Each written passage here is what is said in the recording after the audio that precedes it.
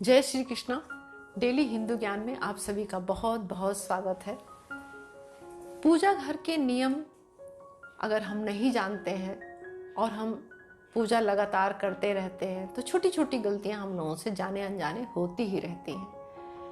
अब पूजा तो हम लोग अपने अपने भाव से करते हैं और कहते हैं कि पूजा में भाव सबसे ज़्यादा महत्वपूर्ण है।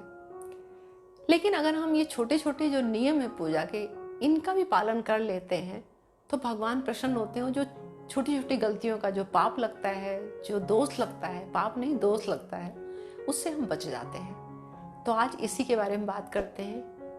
पूजा घर हम लोगों के घर में अगर हिंदू हैं तो छोटा बड़ा अपनी सुविधा के हिसाब से सब लोग बनाते हैं और सब लोग एक पूजा करने की एक जगह जरूर निर्धारित करते हैं अपने घर में। भले उनका एक ही घर का एक ही कमरे का मकान क्यों ना हो। बहुत लोगों को हमने देखा है जिनका एक ही कमरा होता है तो वो भी अपने भाव से भगवान जी का चाहे एक आला बनाते हैं या एक छोटा सा दीवार में मंदिर टांगते हैं, एक स्थल जरूर बनाते हैं भगवान का स्थान, जहाँ पर वो भगवान के नाम पे पूजा कर सके और उनको उस जगह बैठ के उनको जब तब उनको याद कर सके, उनके लिए ध्यान लगा सके। ये मैं सबके लिए बात कर रही हूँ क्योंकि जब हम पूजा करने के लिए पूजा घर में बैठते हैं और भगवान की पूजा आराधना शुरू करते हैं तो क्या क्या बात जो है जिनका हमें छोटी छोटी बातों का ध्यान रखना चाहिए। कौन कौन सी ऐसी बातें हैं? सबसे पहला तो पूजा घर हमें कौन सी दिशा में रखना चाहिए, इसका हमें बहुत ज़्यादा ध्यान रखना चाहिए। पूजा घर हमेशा उत्तर और पूर्व की दिशा में अगर आप रखते हैं तो बहुत ही शुभ माना जाता है, बहुत ही शुभ फलदायी माना जाता है। अगर आपके यहाँ ऐसी कोई व्यवस्था है, आप कर सकते हैं, तो उत्तर और पूर्व का कोना जो होता है वहाँ पर पूजा घर को विराजित करिए, वहाँ पर उसकी स्थापना करिए या वहाँ पर भगवान के लिए जगह बनाइए। और अगर ऐसा संभव नहीं है तो आप दक्षिण दिशा में पूजा घर ना रखें। आप जब भी पूजा घर रखें पश्चिम दिशा में ना रखें, उत्तर दिशा में भी आप रख सकते हैं। क्योंकि जब आप पूजा करने बैठते हैं तो उस टाइम आपका जो मुख होता है वो या तो पूर्व दिशा में होना चाहिए या उत्तर दिशा में होना चाहिए। तो अगर आप उत्तर दिशा में पूजा घर रखते हैं तो जब आप भगवान की पूजा आराधना करने बैठते हैं तो आपका मुंह उत्तर दिशा में होगा। अगर आप पूर्व दिशा में रखते हैं भगवान को तो आप पूजा करने जब भगवान के आगे बैठेंगे तो आपका मुंह पूर्व दिशा में होगा। इसी तरह से अगर आप पश्चिम दिशा में रखते हैं तो पश्चिम दिशा जो होती है वो हिंदू धर्म में अच्छी नहीं मानी गई है। वैसे तो सब दिशाएं भगवान की हैं, कहते हैं भगवान सब जगह विद्यमान है और सब जगह सब सारी दिशाएं, धरती आकाश सब कुछ उन्हीं का है। तो जब सब कुछ उन्हीं का है तो उनके लिए दिशा और कोई भी ऐसी चीज कोई मायने नहीं रखती है, कोई महत्व नहीं रखती है। लेकिन हम लोग जब पूजा करने बैठते हैं तो हमारा मुंह जो होता है वो पश्चिम की तरफ हो जाता है। अगर हम पश्चिम की दिशा में रखते हैं तो ये बात आप ध्यान रखिए कि पश्चिम दिशा की तरफ और दक्षिण दिशा की तरफ, ये दो दिशाएं छोड़ के आप उत्तर पूर्व के कोने में रख सकते हैं। ये बात हो गई। दूसरी बात, पूजा घर आप अक्सर आजकल बहुत ट्रेंड में है, पूजा घर लोग संगमरमर के पत्थर का बनवाते हैं और उसको घर में प्रतिष्ठित करते हैं। ठीक है, अच्छी बात है। आप लकड़ी का बनवा सकते हैं, आप घर मकान बनाते हैं ईंट का बनवा सकते हैं, आप किसी भी चीज का बनवा सकते हैं पूजा घर, कोई परेशानी नहीं। शुद्धता का आपको विशेष ध्यान रखना है। लोहे का आप नहीं बनवाए मंदिर, अगर बनवाते हैं तो लोहे का मंदिर, लोहा जो है वो पूजा में शुद्ध नहीं माना जाता है, तो लोहे का दरवाजा ना लगवाएं मंदिर में। लकड़ी का आप बनवा सकते हैं, संगमरमर का बनवाते हैं वो बनवा सकते हैं, या आप जैसे घर की दीवार बनवाते हैं उसी तरह से आप मंदिर भी बनवा सकते हैं। छोटा सा भाव आपके होने चाहिए। और ये जो धातु बता रहे हैं प्लास्टिक या लोहे का, इसका मंदिर आप ना बनवाएं। फाइबर के मंदिर होते हैं आजकल, ये सब चीजें वर्जित की गई हैं पूजा घर बनवाने में। ये बातें हो गई। दूसरा, आपको पूजा घर जो है उसमें या तो दरवाजा लगाएं, और दरवाजा लगा भी है उसमें तब भी आप पर्दा जरूर लगाएं। जैसे हम लोग अपना घर बनाते हैं ना, तो दरवाजा लगा होता है फिर भी पर्दा लगाते हैं, ऐसे भगवान के लिए उसी भाव से हमें उनके लिए पर्दा लगाना चाहिए मंदिर में, और उसका इस्तेमाल भी करना चाहिए। मंदिर में मूर्तियां कभी भी 6 अंगुल 8 अंगुल से बड़ी नहीं होनी चाहिए, यानी 6 इंच से बड़ी मूर्ति हमें मंदिर में नहीं रखनी है। दूसरी बात, मंदिर में कभी भी भगवान की फोटो या मूर्ति एक से ज्यादा नहीं होनी चाहिए, 2-3 इस तरह से नहीं रखनी है संख्या में। हमें एक ही भगवान की मूर्ति या फोटो आप रख सकते हैं। साफ सफाई का आपको विशेष ध्यान रखना है। जब भी मंदिर में आप जाएं, शुद्ध वस्त्र पहन के, नहा धो के शुद्ध अवस्था में जाएं। वो एक पवित्र जगह है। आपका पूजा घर का पूरा साफ सुथरा होना चाहिए। उसमें अशुद्ध अवस्था में घर का, परिवार का कोई भी मेंबर नहीं जाना चाहिए। जब भी आप पूजा करने जाएं, स्नान करके शुद्ध वस्त्र धारण करके, आपका आसन भी शुद्ध होना चाहिए।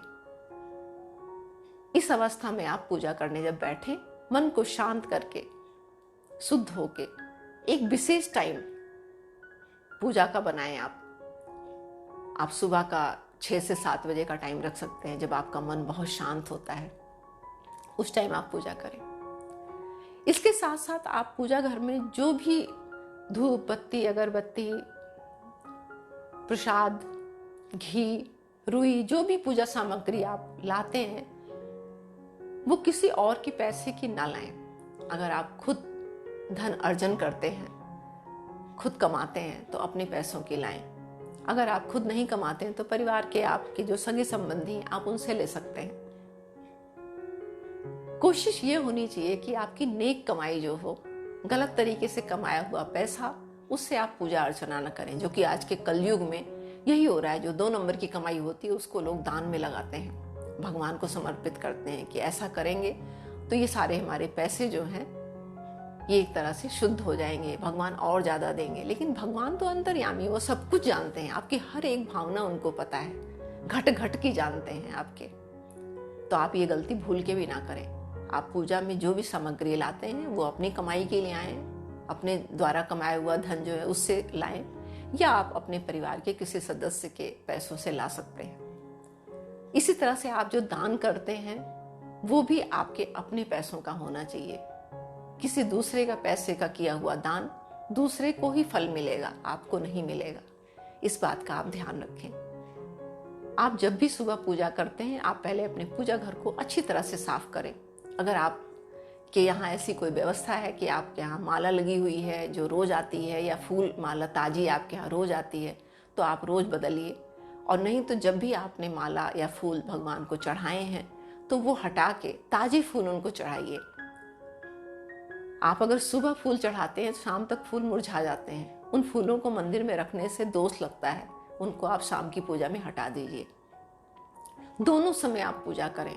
अगर पूजा नहीं कर सकते हैं तो कम से कम भगवान की, गणेश जी की या किसी की भी भगवान की आप आरती करें, अपने इष्ट देव की आरती करें, जोत बत्ती जरूर करें।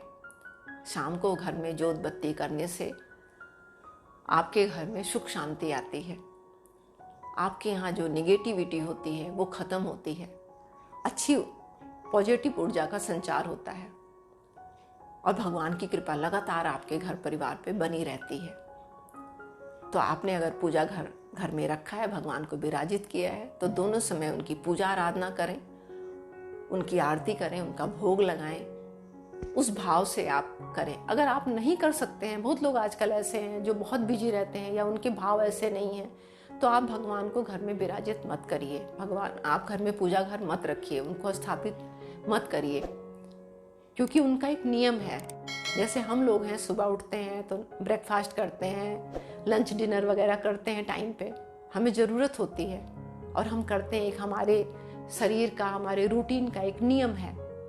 ऐसे भगवान के भी कुछ नियम हैं, तो उसका आपको पालन करना है। साफ सफाई का आप ध्यान रखिए। जो बर्तन है पूजा घर के, उनको रोज आप अपने हाथों से साफ करिए। आप अपने घर के नौकर, मेड, इनसे सबसे ये काम मत करवाइए, क्योंकि अगर वो करेंगे तो उसका फल भी उन्हीं को मिलेगा, आपको नहीं मिल सकता है। मैंने देखा है बहुत लोगों के यहाँ घर में उनकी कृपा है ऊपर वाले की, बहुत सारे घर में उनके मेड हैं, नौकर हैं परमानेंट, तो वो घर की जैसे साफ सफाई कराते हैं, ऐसे पूजा घर की भी सफाई वो उन्हीं से कराते हैं। उनके बर्तन वगैरह, भगवान के वस्त्र वगैरह सब, मतलब उनकी सेवा जो होती है उनसे ही करवाते हैं, अपना खाली पूजा करने के लिए बैठते हैं। तो आप भगवान की जितनी सेवा करेंगे, ठीक है अपने काम आप नौकर से कराइए, लेकिन भगवान की सेवा तो आपको ही करनी है। अगर आप करेंगे तो उसका फल आपको ही मिलेगा। आपके भाव जैसे होंगे भगवान सब जानते हैं, और उनकी सेवा हर एक को करनी चाहिए, क्योंकि वो परम पिता है।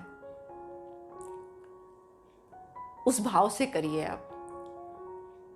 भगवान का भोग लगाइए और प्रसाद रूप में आप परिवार के सारे लोगों को वितरित करिए। इसके साथ साथ 1 लोटा जल आपको सुबह की जब पूजा आप करते हैं तो उसमें जरूर रखिए। भगवान का भोग लगाते हैं शाम को, 1 लोटा जल वो भर के आपको रखना है। उसके बाद भगवान की जो आपकी हर एक की अपनी अपनी विधि विधान होता है, लेकिन ये मैंने जो बताया आपको कि पूजा घर साफ सुथरा करना है। भगवान की मूर्तियां अगर आपने रखी हैं तो उन मूर्तियों को वस्त्र पहना रखा है, तो गर्मी के टाइम में जैसे आप गर्मी के कपड़े पहनते हैं, ऐसे गर्मी पे उनको गर्मी की पोशाक पहनाइए। सर्दी है तो उसका ध्यान रखते हुए आपको सर्दी की पोशाक उनको पहनानी चाहिए। आपको साफ सफाई, उनका चंदन लगाना, उन पे गंगा जल छिड़कना। अगर लड्डू गोपाल हैं तो उनको तो आप रोज स्नान कराएंगे, लेकिन और मूर्तियों पे आप गंगा जल छिड़क के उनको शुद्ध करिए। आप अपने घर में तुलसा जी रखते हैं, उनकी रोज उनको सींचिए जल से, उनकी पूजा करिए, चंदन लगाइए, टीका करिए, रोली लगाइए। इस तरह से मूर्तियों की और तुलसा जी की सबकी पूजा आपको करनी है। सबसे पहले आपको नहा धो के सबसे पहला जो काम करना है वो सूर्य देव को जल चढ़ाना है। उसके बाद गणेश जी की पूजा करिए, और जितनी भी आपने मूर्ति रखी है उनकी सबकी पूजा आप कर सकते हैं। इसके साथ साथ आप जो लोटे का जल रखते हैं वो आप जब सुबह फिर उठें और बर्तन को साफ करने के लिए पूजा घर के जो बर्तन हैं उनको हटाएं, सफाई जब पूजा घर की है तो उस जल को अपने दरवाजे पर जो मेन गेट है उसके दोनों तरफ उस जल को छिड़कें। अगर उसमें गंगा जल डाल के रखते हैं तो बहुत ही उत्तम है ये। अगर गंगा जल नहीं डाल के रखते हैं तब भी उस जल को आप दरवाजे पे रोज छिड़कें। उससे क्या है कि आपके घर में जो एक पवित्र जल है आपका, जो आपने पूजा घर में रखा है, उस जल को जब आप बाहर दरवाजे पे छिड़कते हैं तो जो बाहर की निगेटिविटी है, निगेटिव ऊर्जा है, वो आपके घर में नहीं आ पाती है, और पॉजिटिव ऊर्जा जो होती है उसका संचार होता है आपके घर में। तो ये तो आप लोगों को पता है कि जब घर में निगेटिविटी होगी तो हम लोग कोई भी कार्य करते हैं उसमें पूर्ण सफलता नहीं मिलती, बड़ी अशांति सी बनी रहती है घर में, बीमारी बनी रहती है, अच्छा नहीं रहता है, सबका मूड खराब रहता है, पैसा हमारा गलत जगह जाता है, बीमारी में, परेशानी में, बड़ी एक घर में अशांत सा माहौल रहता है।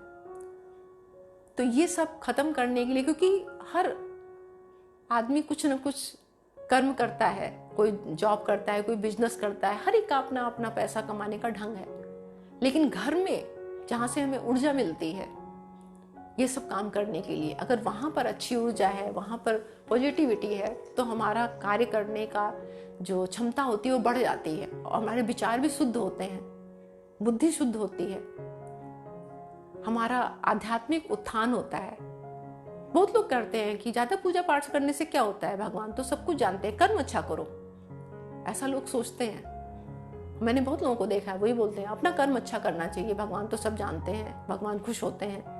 किसी को, वो बिल्कुल ठीक बात है, किसी को सताओ नहीं, अच्छा कर्म करो, वो तो होना ही चाहिए हमारे संस्कार। लेकिन बहुत सारी निगेटिव शक्तियां जो होती हैं वो आसपास घूमती रहती हैं, वो वातावरण में होती हैं, और जहां कहीं भी, जैसे आपको एक एग्जांपल देते हैं, जब किसी की बॉडी की इम्यूनिटी पावर जो होती है वो कम होती है तो उसको जल्दी से बाहर जो बैक्टीरिया होते हैं वो उसके ऊपर जल्दी अटैक कर देते हैं। अक्सर आपने देखा होगा कि एक ही माहौल में, एक ही मौसम में घर में कई लोग होते हैं लेकिन सब ठीक रहते हैं, और कोई एक बंदा ऐसा है जो बीमार हो जाता है, उसको जल्दी जल्दी कोल्ड हो जाता है, जल्दी जल्दी उसको परेशानियां हो जाती हैं, बीमारियां हो जाती हैं। तो ऐसे ही जिस घर में निगेटिव ऐसा कोई वातावरण होता है, बड़ा मतलब ऐसा है कि नेस्ती फैली हुई है घर में, जल्दी सो के नहीं उठते हैं, जल्दी नहाते नहीं, धोते नहीं, पूजा पाठ नहीं करते हैं, मतलब ऐसे टाइप का माहौल होता है ना, वहाँ निगेटिव शक्तियाँ जल्दी प्रवेश करती हैं घरों में, और वो अपनी अस्थायी जगह बना लेती है, क्योंकि उनको ऐसा माहौल बहुत पसंद आता है। तो ऐसा ना हो हमारे घर में, इसलिए इन सब चीज़ों का आपको ध्यान रखना है। मैंने आपको बताया, बहुत सरल विधि बताई, इसमें कोई ऐसा नहीं। आप अपने हिसाब से जो भी आपने पूजा पाठ करनी है, जो भी आपके इष्ट देव हैं, उनकी आप पूजा आराधना करिए। ज़्यादा करिए, कम करिए, थोड़ा करिए, कैसे भी करिए। जो भी पाठ करना है वो करिए, जो आपको माला जपनी है वो करिए। वो अपना आपका सबका अलग अलग तरीका है, लेकिन कुछ छोटी छोटी बातें हैं जिनका आपको ध्यान रखना है। पूजा करने के बाद बड़ा घर का माहौल जो होता है ना, बड़ा पवित्र सा हो जाता है। आप जब सुबह उठ के नहा धो के वो घर में धूप बत्ती जलाते हैं, जोत जलाते हैं, पूजा करते हैं, तो पूरा घर पवित्र हो जाता है, बड़ा अच्छा माहौल हो जाता है। और उस तरीके से आप सुबह की अपनी शुरुआत करते हैं। ऐसे शाम को जब आप पूजा आराधना करते हैं और सोने जाते हैं, तो भगवान के जो पूजा घर है उनका, उसके कपाट बंद कर दीजिए, उसका पर्दा ढक दीजिए, उनको भी शयन अवस्था में रखिए। फिर सुबह आप नहा धो के फिर उनको कपाट खोलिए और सफाई करिए। सफाई करने के बाद उनकी पूजा आराधना करिए, चंदन लगाइए, गंगा जल छिड़किए घर में। तो ये एक ऐसा तरीका है जो आज से नहीं, ये हमारी परंपरा है, हिंदू परंपरा है। पहले घरों में लोग नहीं नहाते थे, नदियों में नहाने आते थे, तो नहाने के बाद तुरंत जल चढ़ाते थे सूर्य भगवान को, गीले वस्त्र में ही चढ़ाते थे भगवान सूर्य को। और उसके बाद पीपल में जल चढ़ाते थे, तुलसा जी को जल चढ़ाते थे। इस तरह से उनकी शुरुआत होती थी सुबह से। भगवान का नहाते नहाते मंत्रोच्चारण करते रहते थे, छोटे छोटे मंत्र का जाप करते थे। पढ़े लिखे लोग नहीं होते थे, लेकिन भाव जो होते थे उनके बड़े सच्चे होते थे। आजकल हम लोग आधुनिकता के उसमें कहां से कहां पहुंच गए हैं, उसका परिणाम भी हम लोगों को मिल रहा है। जब शुद्ध सात्विक वातावरण होता है घर का, तो उसकी कुछ बात ही अलग होती है। और ये आपके अंदर भी एक दिन नहीं, लगातार आप जब करके देखिए, आपको बहुत अच्छा लगता है। और धीरे धीरे आपके परिवार में जो और लोग हैं वो भी ये संस्कार सीखेंगे। आपके जो छोटे छोटे बच्चे हैं उनको भी इन सब चीज़ों की आदत पड़ेगी। वो भी समझेंगे कि हमारा धर्म क्या है, क्या करना चाहिए, क्या नहीं करना चाहिए। ये हम ही तो सिखा सकते हैं उनको, हम ही बताएंगे ना। अगर हम खुद नहीं करेंगे, आधुनिक बनने के मतलब ये नहीं है कि अपनी धार्मिक चीज़ों को, अपने रीति रिवाज, अपनी परंपराओं को हम छोड़ दें। वही तो हमारी पहचान है। अगर उसको हम छोड़ देंगे तो फिर हम हिंदू नहीं कहाँ रह गए, हमारी पहचान ही खो जाएगी। तो ये बातें जो बताया आपको, ये सब बातें आप ध्यान रखिए। छोटी छोटी बात है। साफ सफाई का ध्यान रखिए, भगवान को तिलक जरूर लगाइए, चंदन लगाइए। आप बाजार में चंदन पाउडर मिलता है, वो लाके उसमें गंगा जल, गुलाब जल डाल के उससे तिलक लगा सकते हैं। आपके घर में अगर फल कोई भी है तो लाके उसको चढ़ाइए, या आप मिश्री का भोग लगा सकते हैं, या आप उनको ड्राई फ्रूट का भोग लगा सकते हैं। अगर आपके अंदर भाव है, सामर्थ्य है और आप करना चाहते हैं तो कुछ भगवान के लिए बनाइए। आप हलवा बना सकते हैं, कुछ उनके लिए अच्छा बना सकते हैं, लेकिन सात्विक हो, शुद्ध हो, देसी घी में, शुद्ध घी में बनाओ। रिफाइंड ऑयल में बना के उनको नहीं खिलाना है।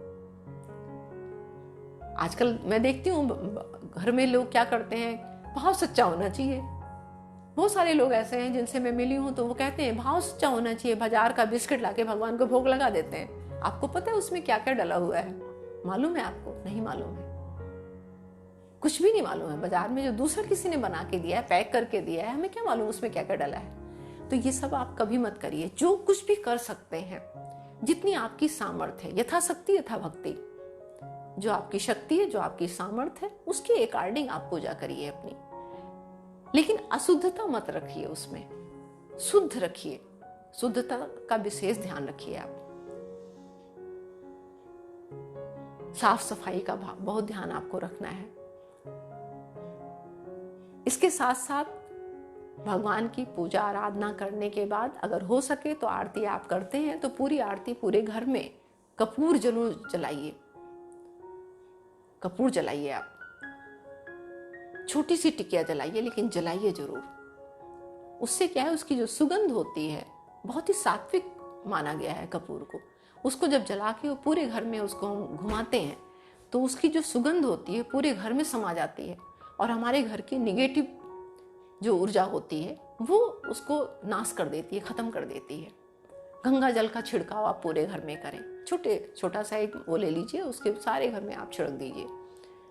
घर के जितने मेंबर हैं उनको जब पूजा आराधना होती है तो हमारे हिंदू धर्म में कभी भी देर तक सोने का नहीं माना गया है। सूर्योदय से पहले उठना चाहिए, क्योंकि सूर्य जब उदय होता है तो उसकी जो किरणें होती हैं उसमें बहुत सारे गुण ऐसे पाए जाते हैं जो हम जाने अनजाने जब सूर्य भगवान को जल चढ़ाते हैं तो उतनी देर में उनकी पूजा आराधना, उनकी परिक्रमा करते हैं, उतनी देर में हमें विटामिन डी मिल जाती है।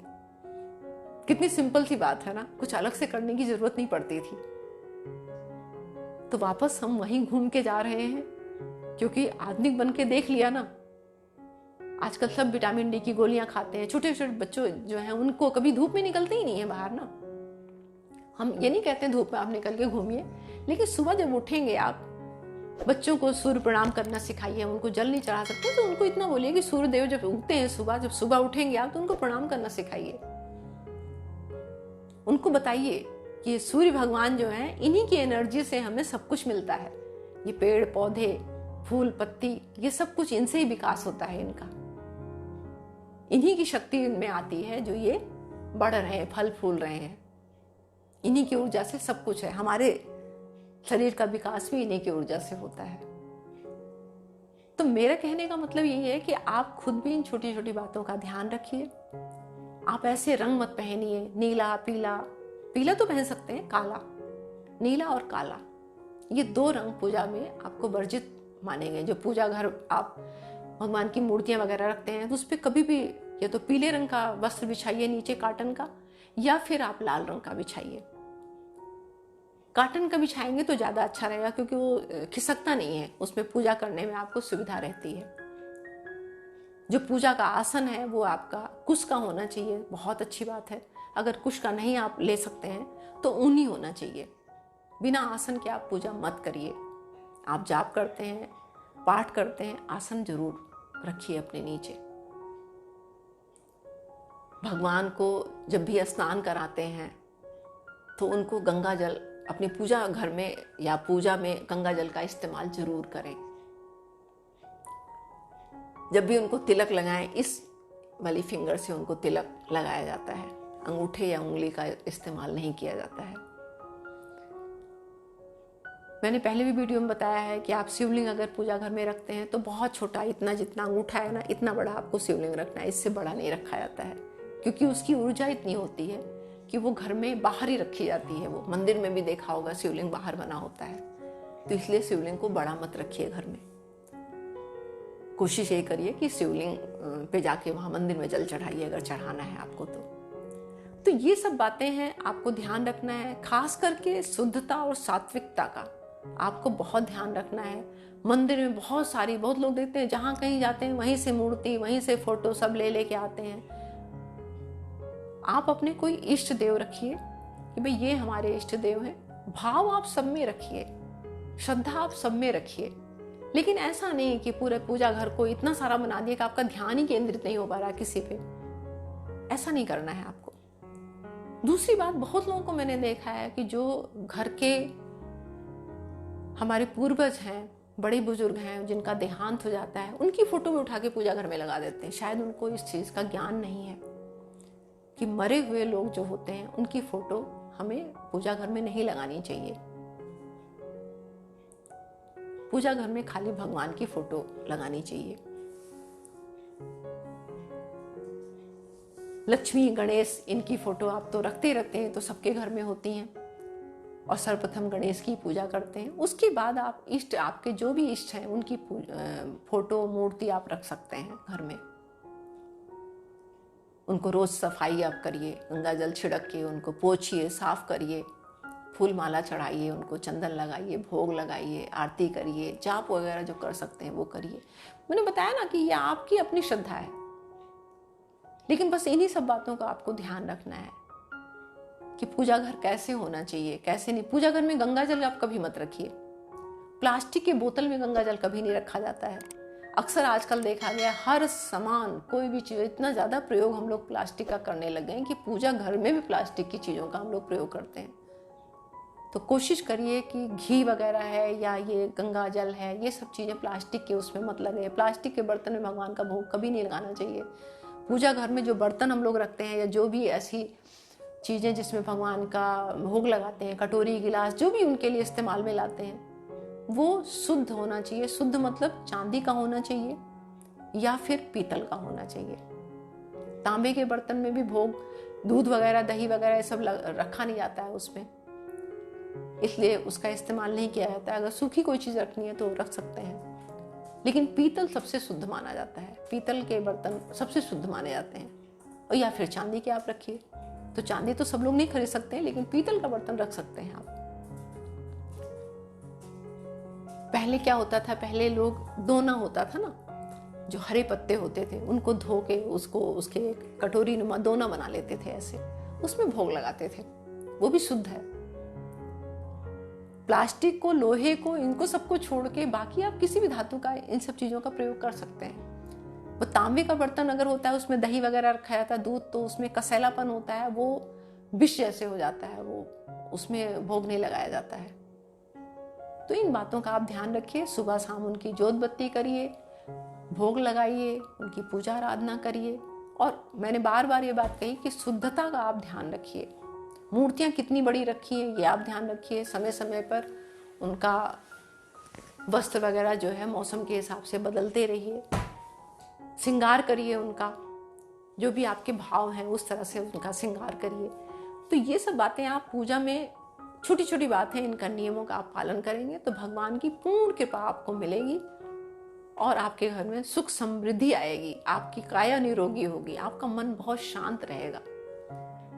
तो आज के लिए बस इतना ही। मिलती हूँ एक नई जानकारी के साथ नई वीडियो में। तब तक के लिए नमस्कार।